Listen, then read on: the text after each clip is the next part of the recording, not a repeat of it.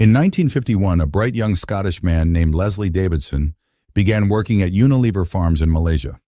After 4 years of employment, the company made the decision to send him to work at their farms in Cameroon, Africa. And that's how this tale began. While he was there, he worked on oil palm plantations and noticed something peculiar, an unusual insect that encircled the oil palm trees in a spectacular manner. Upon investigating the matter, it was discovered that this insect could pollinate trees without the need for manual labor, much like the situation in Malaysia. In 1960, the company sent Leslie back to Malaysia. When he arrived, he shared his findings about the insect with his manager. However, the manager's response caught him off guard. Mind your own business. Despite this setback, after 14 years of dedicated work, Leslie advanced to the position of deputy director. He then engaged 3 scientists to thoroughly study the situation. Through their persistent observations and investigations, they confirmed Leslie's findings.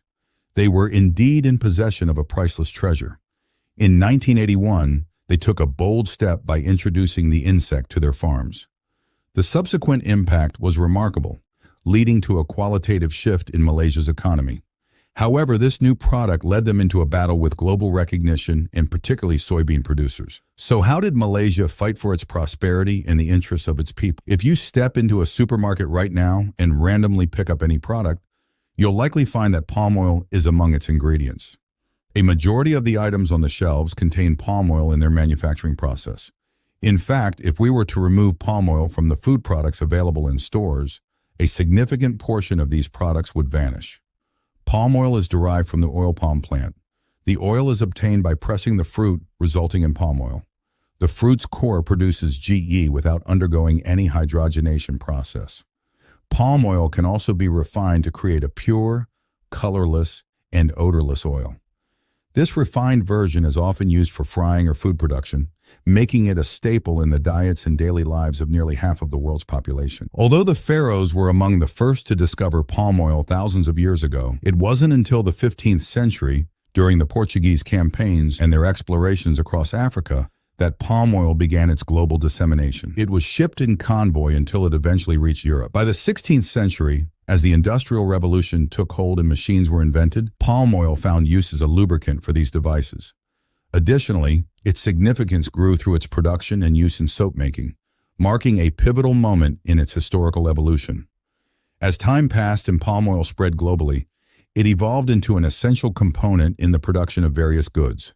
Moreover, the demand for palm oil increased significantly, leading to Britain's imports reaching 100,000 tons. Remarkably, West African exports constituted 54% of Britain's imports, and the majority of these imports were in the form of palm oil, all by the year 1900.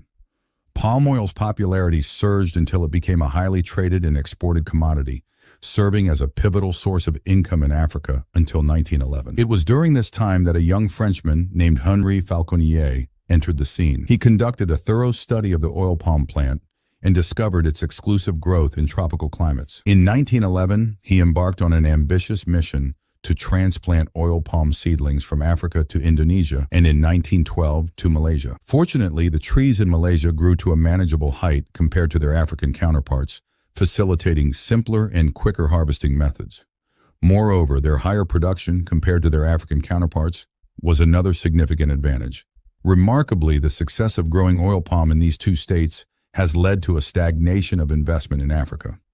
By 1940, Malaysia and Indonesia had risen to become the top exporters of palm oil. However, Malaysia's reliance on natural rubber trees for its primary income was shaken by the advent of World War II and the ascent of synthetic rubber. Fortunately, during this challenging period, a World Bank mission visited Malaysia and proposed a strategic pivot toward developing its oil palm industry. This recommendation yielded positive results, with each individual in rural areas receiving 8 acres of land for oil palm cultivation, 2 acres for other crops, and a 1/4 acre for housing construction. Tax exemption and government-supported loans were offered, alongside direct support from the World Bank to the farmers. During that period in the 60s, the United States was a significant producer of soybean oil, a staple in various products. However, as global soybean oil prices surged, multinational corporations sought a more affordable alternative. Palm oil emerged as a solution. This context unfolded amidst the ongoing Cold War. To avert the world's inclination toward the Soviet Union or communism, the United States found itself compelled to welcome Asian industries entirely. The endorsement and widespread adoption of oil palm products deeply unsettled soybean oil producers. This prompted them to launch a lobbying effort aimed at pressuring politicians to oppose palm oil. The pressure continued to mount throughout the 1970s.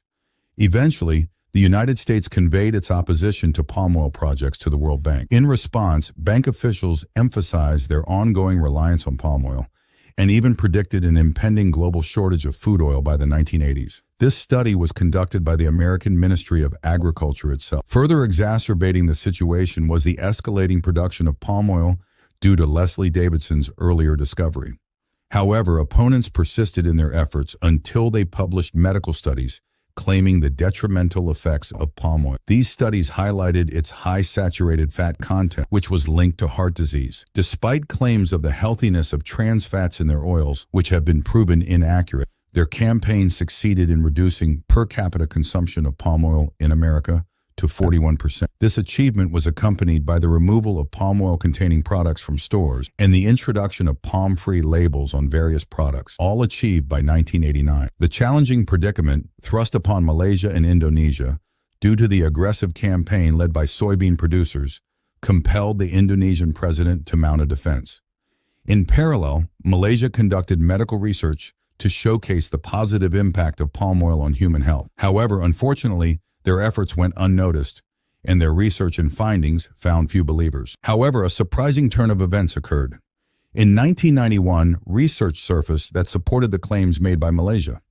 Among these findings was a study conducted by Dr. Casey Hayes, which confirmed that soybean oil and other hydrogenated oils are the most detrimental to human health among all oils.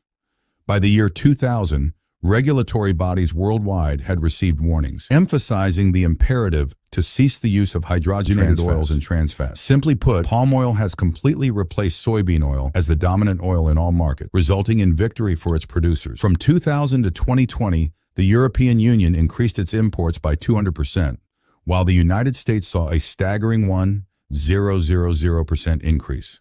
The global palm oil industry has reached a value of $60 billion. Malaysia and Indonesia currently account for 85% of the world's palm oil production, firmly establishing themselves as two of the industry's leading exporters. This industry contributes $17 billion annually to Malaysia's economy, providing direct employment for approximately 600,000 people, along with an equivalent number of indirect jobs. Palm oil bestowed Malaysia with international influence and an exceptional economic renaissance, enabling it to engage in unique exchanges, such as trading palm oil for aircraft. An instance of this was the 2003 acquisition of 18 Su-30 MKM fighter jets from Russia, totaling $550 million, funded through palm oil exports. Similarly, a comparable $8.7 million deal was replicated with India in 2019. This remarkable success was triggered by the unexpectedly simple discovery of a small insect. This discovery not only ushered in prosperity for entire nations, but also led to numerous industries embracing healthier and improved practices. This transformation was fueled by unwavering determination, self-assurance, and a steadfast refusal to yield to challenges. In the end, one might wonder, what if Africa had persisted in palm oil production? Could it have attained the same level of influence as Malaysia and Indonesia? Or is there a possibility to rekindle its cultivation?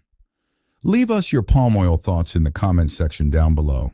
If you found this video intriguing, please don't forget to like and share.